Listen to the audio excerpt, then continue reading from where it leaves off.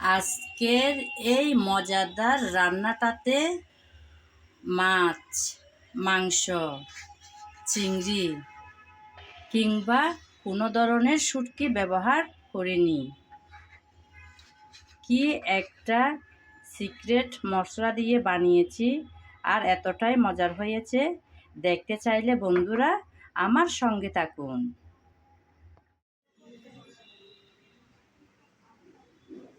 নমস্কার বন্ধুরা, কেমন আছেন সবাই? আশা করি সবাই ভালো আছেন, সুস্থ আছেন আর নিরাপদে আছেন। আমিও আছি মোটামুটি। প্রতিদিনের মতন আজকেও চলে আসলাম নতুন একটা রেসিপি সঙ্গে নিয়ে। আপনারা নিশ্চয়ই আমার থাম্বনেল দেখে বুঝে গেছেন কি রান্না হবে আজ। হ্যাঁ বন্ধুরা, আজকে বানাবো ডিম আর আলুর সমন্বয়ে দারুণ একটা মজার রেসিপি। যখন ইচ্ছা করবে না মাছ কিংবা মাংস রান্না করতে কিংবা খেতে, তখন চাইলে আমরা খুব অল্প সময়ে এই ডিম আলুর তরকারিটা বানিয়ে নিতে পারি। একদম ঘরে থাকা উপকরণ দিয়ে অল্প সময়েই রেডি করে নেওয়া যায়। সিম্পল রান্না হলেও খেতে কিন্তু দারুণ হয়। এই মজার রেসিপিটা বানানোর জন্য আমি এখানে নিয়েছি ডিম, সঙ্গে একটা টমেটো একদম লাল টকটকে, আর 3টার মতন কাঁচামরিচ নিয়েছি, 3টা বড় সাইজের আলু। শুরুতেই আমি এই ডিম আর আলু সিদ্ধ করে নেব। আলুটাও সিদ্ধতে বসিয়ে দেব, কারণ আজকের আলু রান্না হবে সিদ্ধ করে। ততক্ষণ আপনারা আমার সঙ্গে থাকুন। ডিম আর আলু সিদ্ধ করে নিয়েছি। এই সিদ্ধ করা আলু আমি হাত দিয়ে এভাবে একটু চেপে চেপে ভাঙা ভাঙা করে দিলাম। চাইলে আমি বটি কিংবা ছুরি দিয়েও কেটে নিতে পারতাম, কিন্তু আজকে যে রান্নাটা আমি করব সে রান্নাটা এরকম হাত দিয়ে ভাঙা ভাঙা করে দিলে খেতে দারুণ হয় আর দেখতেও হয় সুন্দর। তাই আমি বটি কিংবা ছুরি দিয়ে না কেটে এভাবে ভাঙা ভাঙা করে নিচ্ছি। সবগুলো আলুর পিস আমি ভাঙা ভাঙা করে নিলাম। আলুগুলো তো ম্যাশ করে নিয়েছি। এখন সিদ্ধ করা ডিম খোসা ছাড়িয়ে একটু এভাবে কেটে কেটে দিচ্ছি, যাতে ডিমের ভেতর অবধি সব মশলা ঢুকে।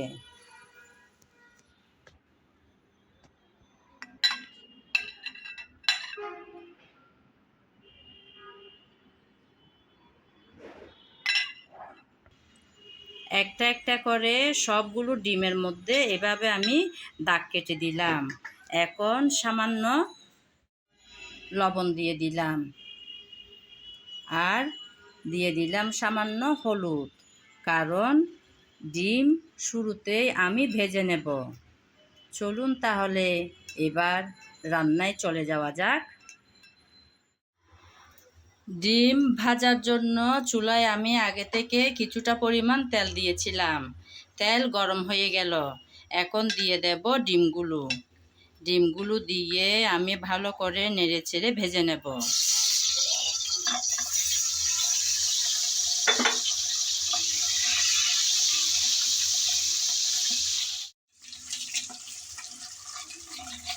কিছুক্ষণ নেড়ে চেড়ে ডিম ভেজে নিলাম। এখন একটা একটা করে সব ডিম তুলে নেব।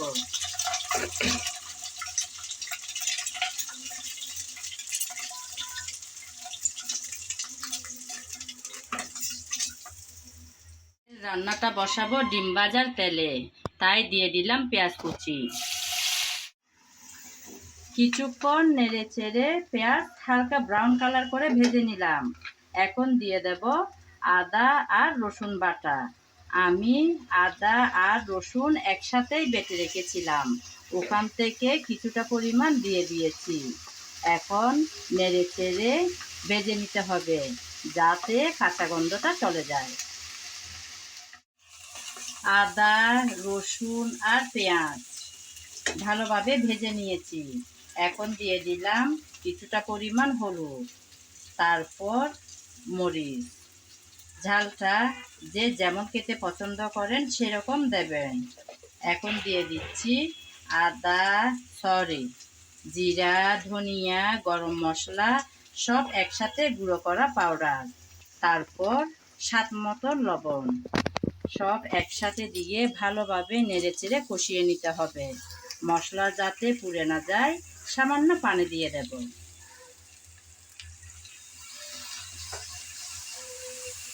দিয়ে দিলাম সামান্য পানি। এখন নেড়েচেড়ে ভালোভাবে কষিয়ে নিতে হবে।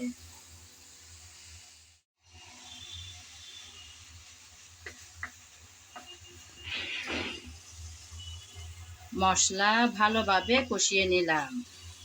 মশলা থেকে তেল কিন্তু আলাদা হয়ে আসছে।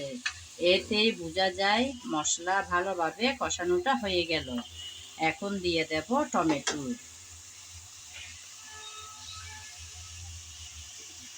টমেটো দিয়ে আবারও নেড়েচেড়ে ভালোভাবে কষিয়ে নেব। আমি কিন্তু আমার রান্নার ভিডিওতে সব সময় একটি কথা বলে থাকি, অর্থাৎ রান্নার ভালো স্বাদ আসে ভালোভাবে কষানোর উপর।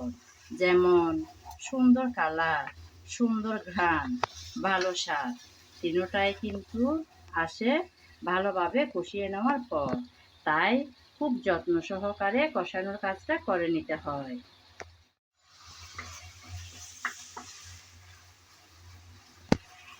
টমেটো দিয়ে আবারও ভালোভাবে আমি মশলাটা কষিয়ে নিলাম। টমেটো কিন্তু কষানো হয়ে গেল, টমেটো নরম হয়ে আসছে। তাই আমি হাতা দিয়ে একটু ভাঙা ভাঙা করে দিচ্ছি যাতে রান্নাটা খেতে দারুণ হবে আর দেখতেও হবে সুন্দর। নেড়ে চেড়ে ভালোভাবে টমেটোটাকেও কষিয়ে নিলাম। এখন দিয়ে দেব আগে থেকে সিদ্ধ করে রাখা আলু। খুব সহজ কিন্তু রেসিপিটা, রান্নাটা দেখলেই বুঝতে পারবেন কত সহজ আর কত অল্প সময়ে করে নেওয়া যায়। সিদ্ধ আলু দেওয়ার পর আমি ভালোভাবে নেড়ে চেড়ে কষিয়ে নেব। আমি কিন্তু সব সময় বলে থাকি যত ভালোভাবে কষানো হবে রান্নার স্বাদ ততই ভালো আসবে। এখন আমি নেড়ে চেড়ে ভালোভাবে আলুটাকে কষিয়ে নিচ্ছি।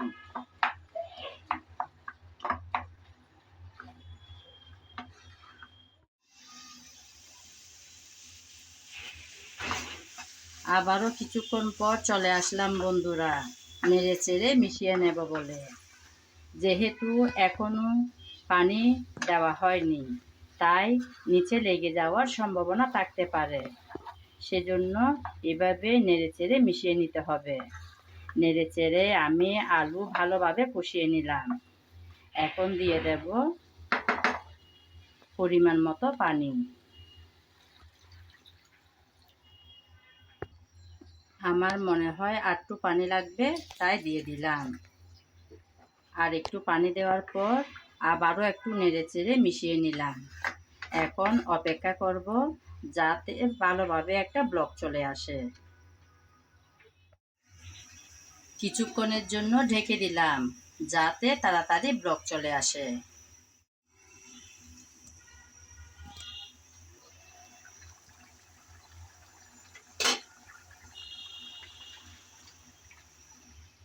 ঢাকনা দেওয়ার পর ভালোভাবে ব্লক চলে আসলো।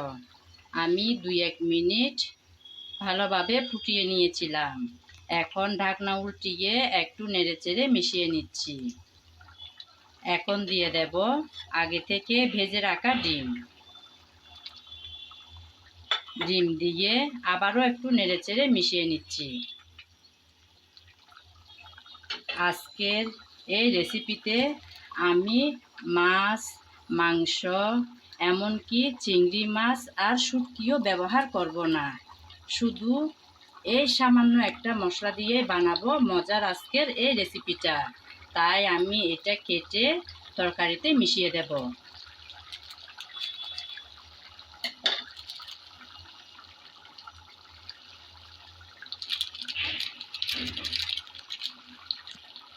এই সিক্রেট মশলা দিয়েই বানিয়ে নেব আজকের মজাদার এই রেসিপিটা। আপনাদের যদি আমার আজকের রান্নাটা ভালো লেগে থাকে একবার হলেও ট্রাই করে দেখতে পারেন বন্ধুরা। সত্যি কিন্তু ভীষণ মজার।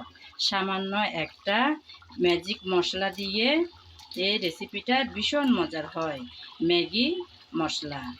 এখন আমি ডেকে দেব কিছুক্ষণের জন্য, ফিরে আসব কিছুক্ষণ পর।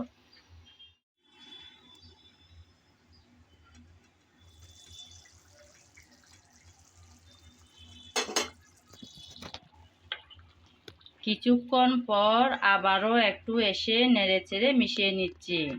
যেহেতু আলুগুলো হাত দিয়ে ভাঙা ভাঙা করে নিয়েছি, তাই গ্রেভিটা একটু ঘন ঘন টাইপের হবে। এরকম ঘন ঘন তরকারিগুলো রান্না করার সময় নেড়েচেড়ে মিশিয়ে নিতে হয়, না হলে নিচে লেগে যাওয়ার সম্ভাবনা থাকে। নেড়েচেড়ে তাই একটু মিশিয়ে নিলাম। এখন দিয়ে দেব 3টা কাঁচামরিচ আমি ফালি করে রেখেছিলাম সেগুলো। এগুলো খুব একটা বেশি ঝাল হবে না, কিন্তু সুন্দর ফ্লেভার চড়াবে, হালকা ঝাল বের হবে। এখন আবারও 2-3 মিনিটের জন্য চুলাটা ছোটো করে দিয়ে বসিয়ে রাখলাম। ফিরে আসবো 2-3 মিনিট পর।